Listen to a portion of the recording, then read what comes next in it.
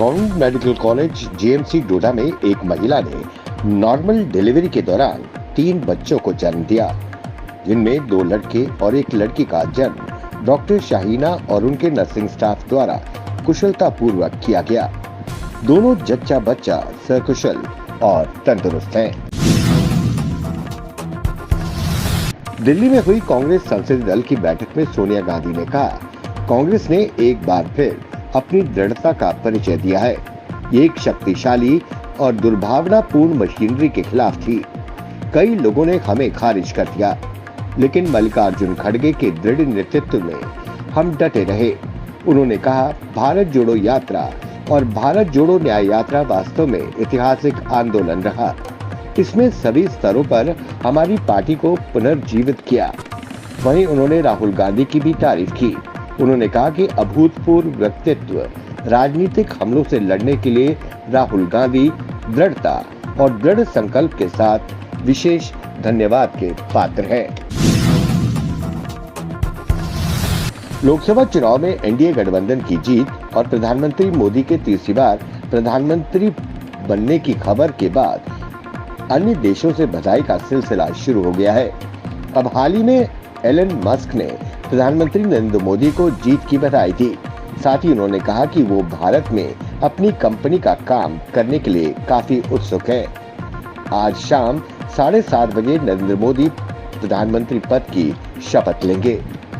Elon Musk ने x पर post में कहा, दुनिया के सबसे बड़े लोकतांत्रिक चुनाव में आपकी जीत के लिए नरेंद्र मोदी आपको बधाई।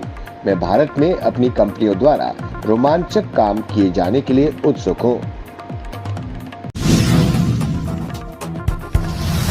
जम्मू कश्मीर के पुलिस महानिदेशक आर स्वैन ने शनिवार को कहा कि यहाँ शांति का माहौल खराब न हो।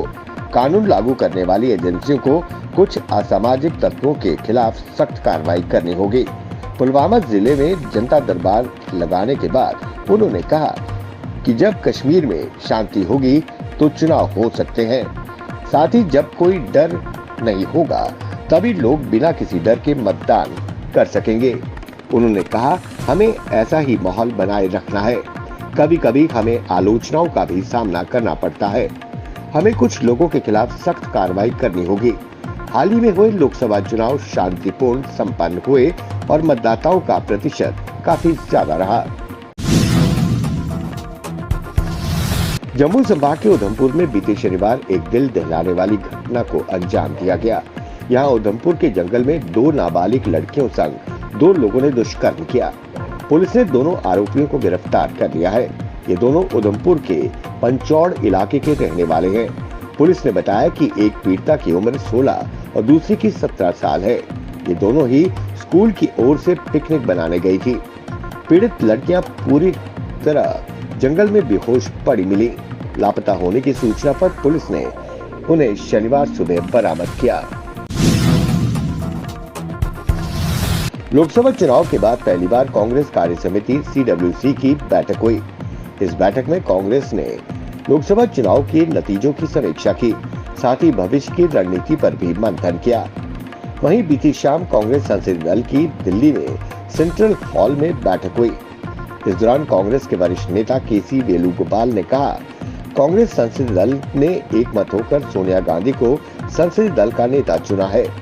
अब वो लोकसभा में पार्टी के नेता का नाम नामित करेंगे। वहीं नरेंद्र मोदी के शपथ ग्रहण समारोह को लेकर उन्होंने कहा, हमें अभी तक सरकार की तरफ से समारोह में शामिल होने का न्योता नहीं मिला है।